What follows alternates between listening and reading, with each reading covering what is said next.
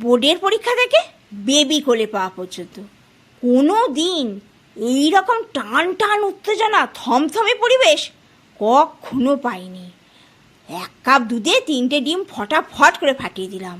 ভিতরে ভিতরে যেন কেমন হচ্ছিল। এতে দিলাম গোলমরিচ গুঁড়ো, বিট নুন আর পিঙ্ক সল্ট।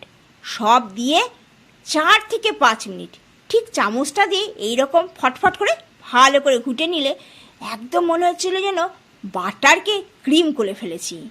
এতে একটু ঝাল আর সামান্য টমেটো স্বাদ আনার জন্য এইরকম করে টমেটো আর লঙ্কা পেস্ট মোটামুটি 3 চামচ তো দিয়েছি, তবে ঝালটা বুঝে শুনে দেওয়াই ভালো। সবকে ঘুটিয়ে সব শেষে 1 চামচ দিয়েছি ধনেপাতা বাটা। হাতের কাছে আজ এনারাই ছিলেন এই মাল্টিগ্রেন ব্রেড। তবে একদম সাদা পাউরুটি যেগুলো আমরা যাদেরকে একেবারে সাধারণ পাউরুটি বলি তাই দিয়ে করলেও কিন্তু খুব স্বাদ হয়। আর আমার কাছে যেহেতু এইগুলো ছিল এদেরকে এই বাটারের মধ্যে দিলাম আর একে যতটা এক্সট্রা ছিল সেটা একটু ঝরিয়ে নিলাম কাত করে। এরপর ওই তেলে দিয়েছি। কড়াইতেই সামান্যই একবার তেল দিয়েছি আর একটুও কিন্তু তেল দিতে হয়নি।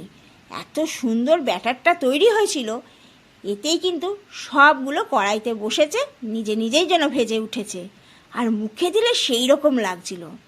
এই 2026-এর 4th এপ্রিল কেউ কোনো দিন বোধহয় এই দিনটা ভুলবে না, আমিও না। এত সুন্দর যে টিফিন হয়েছে সকালবেলায়, আর ওয়েদারখানাও আজকে বাইরে সেই রকম একেবারে যাকে বলে আরামদায়ক, মনোমুগ্ধকর। 1 কাপ কফি এর সঙ্গে হলেই খুব জমে যায়। সেই নিজেকেই করে নিতে হলো, সবারটা দিয়ে নিজেরটাও গুছিয়ে নিয়েছিলাম। সত্যি এত ভালো যে ব্রেড টোস্ট হয় এর আগে কোনো দিন টের পাইনি, আজ যেন অতিরিক্ত ভালো হয়ে গেল।